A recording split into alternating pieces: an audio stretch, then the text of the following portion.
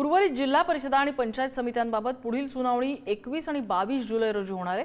सर्वोच्च न्यायालयातल्या निकालानंतर निवडणुकीचा मार्ग मोकळा होईल। 20 जिल्हा परिषदा आणि त्यातल्या पंचायत समित्यांच्या निवडणुका प्रलंबित आहेत। उर्वरित निवडणुकांना दिवाळीनंतरच मुहूर्त मिळेल।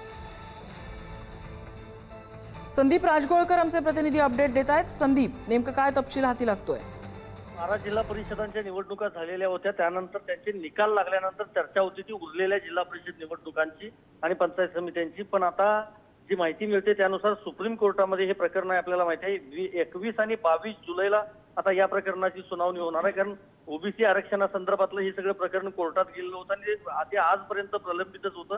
पण काही जिल्हा परिषदांना परवानगी देण्यात आली होती जिथं आरक्षणाचं उल्लंघन नाही तिथं, आणि जिथं उल्लंघन होतं तिथल्या निवडणुकांना स्टे दिला होता सुप्रीम कोर्टानं। आता महत्वाचं हेच आहे की दिवाळीनंतरच या निवडणुका होणार आहेत, कारण जुलै महिन्यात आपल्याला माहिती आहे की पावसाळा असतो महाराष्ट्रामध्ये आणि त्या काळात निवडणुका घेणं शक्य नाही। त्यामुळं ऑक्टोबर महिन्यानंतरच, नोव्हेंबर किंवा डिसेंबर महिन्यातच या निवडणुका घेतल्या जाऊ शकतात ही आता सिद्ध झालेलं आहे असं म्हणता येईल। आणि जुलै महिन्यात जी सुप्रीम कोर्टात सुनावणी होणार आहे त्यावेळेला कोर्ट नेमकं काय म्हणतं हे देखील बघावं लागणार आहे। पण जवळपास 20 जिल्हा परिषदांच्या निवडणुका या बाकी आहेत आणि त्या सगळ्या जिल्ह्यांमधल्या पंचायत समित्यांच्या निवडणुका देखील होणं बाकी आहे। त्यामुळे त्या ठिकाणी अजूनही प्रशासकांनाच कारभार पाहावा लागणार आहे।